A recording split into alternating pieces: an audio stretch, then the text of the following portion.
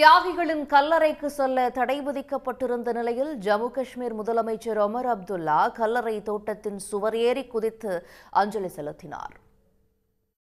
ஜம்மு காஷ்மீரை மகாராஜா ஹரிசிங் ஆட்சி செய்த காலகட்டத்தில் 1931ஆம் ஆண்டு டோக்ரா ராணுவத்துடன் ஏற்பட்ட கிளர்ச்சியில் 21 பேர் கொல்லப்பட்டனர்.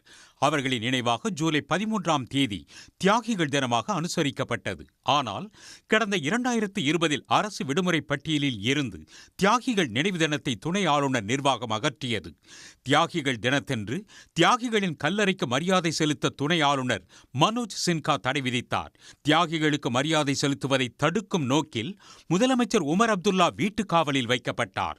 இந்நிலையில் தடையை மீறி அமைச்சர்களுடன் தியாகிகளின் கல்லறைக்கு சென்ற முதலமைச்சர் உமர் அப்துல்லா கல்லறை தோட்டத்தின் வாயில் அடைக்கப்பட்டிருந்ததால் சுவர் ஏறி குதித்துச் சென்று தியாகிகளின் கல்லறைகளுக்கு மலர்கள் வைத்து மரியாதை செலுத்தினார்.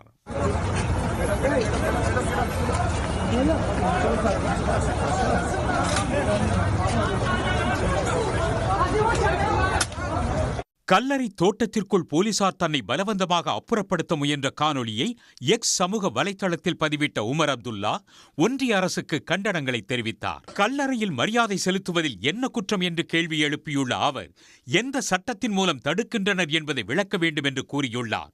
இதனிடையே உமர் அப்துல்லாவை போலீசார் அப்புறப்படுத்த முயன்றதற்கு கண்டனம் தெரிவித்துள்ள முதலமைச்சர் மு.க.ஸ்டாலின் காஷ்மீரில் இவ்வாறு நடக்குமானால் எங்கு வேண்டுமானாலும் மக்கள் பிரதிநிதிகளுக்கு இந்த நிலை ஏற்படும் என்று குறிப்பிட்டுள்ளார்.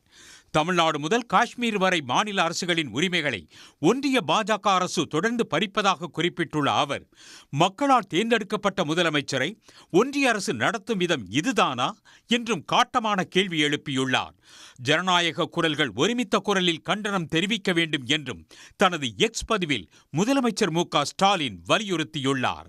உடனுக்குடன் செய்திகளை தெரிந்து கொள்ள சன் நியூஸ் பெல் ஐகானை கிளிக் பண்ணுங்க.